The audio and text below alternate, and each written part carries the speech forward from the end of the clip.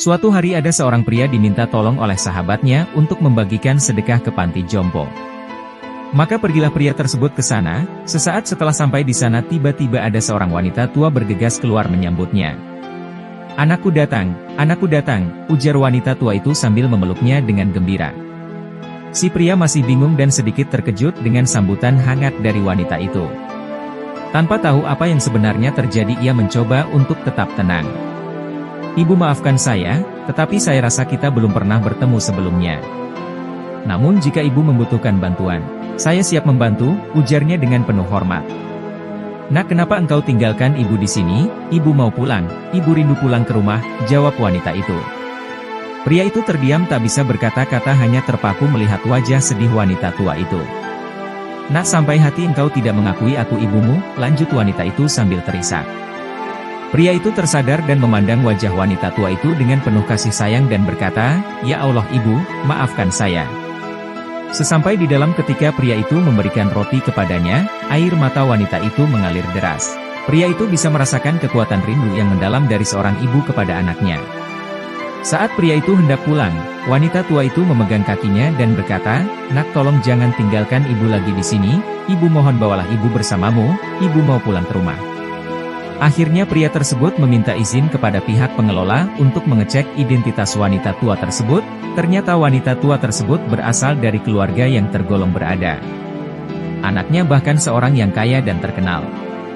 Pria itu segera mengisi formulir izin untuk membawanya pulang selama 5 hari.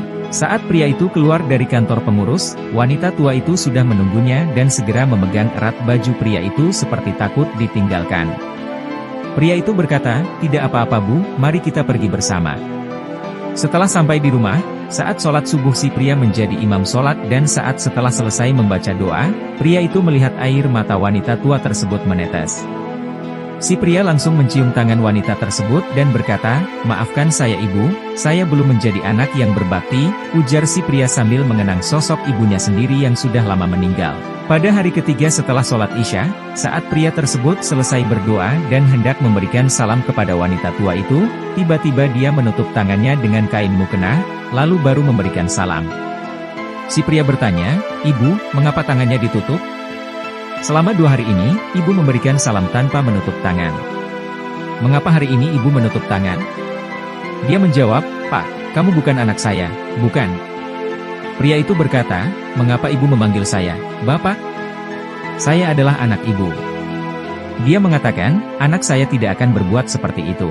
Anak saya tidak akan menjadi imam saya, tidak akan memberi makan kepada saya seperti ini." Tiba-tiba dia menangis. Pria itu pun memeluknya dengan erat, bersama-sama menangis, dan berkata, "Ibu, walaupun Anda bukan ibu kandung saya menyayangi Anda seperti ibu saya sendiri." Pria itu memegang tangan wanita tua itu. Meskipun dia bukan ibu kandungnya, namun pria itu bisa merasakan betapa rindunya dia kepada anak-anaknya.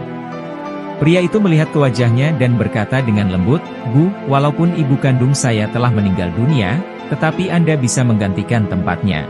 Duduklah di sini." Saat akan memberinya makan, wanita tua itu tiba-tiba memuntahkan makanan dari mulutnya. Pria itu bertanya, "Bu, kenapa?" Tiba-tiba wajah wanita tua itu pucat pasi. Pria itu segera memanggil ambulan, dan membawanya ke rumah sakit. Di rumah sakit wanita tua itu memegang tangan pria itu dan berkata, "Pak, jika saya meninggal, tolong jangan beritahu anak saya. Jangan beritahu di mana kubur saya. Jangan biarkan dia menyentuh batu nisan saya." Pria itu memegang tangannya dan berkata, "Bu, jangan katakan seperti itu." Tapi wanita tua itu menggelengkan kepala. Tampaknya itulah saat-saat akhir hidupnya. Akhirnya dia meninggal dalam pelukan pria itu di rumah sakit. Setelah kematiannya, berita tersebut terdengar oleh anaknya dan segera menelepon pria itu. "Saya akan menuntut Anda ke pengadilan, saya akan menuntut Anda karena membawa ibu saya keluar dari panti jompo," ancam anak wanita tua itu.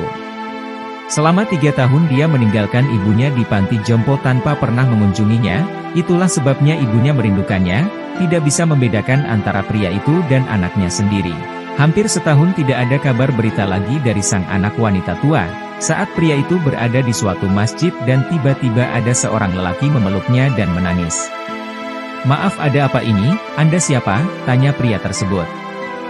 Dia berkata sambil menangis, "Pak, Tolong beritahu di mana kubur ibu saya.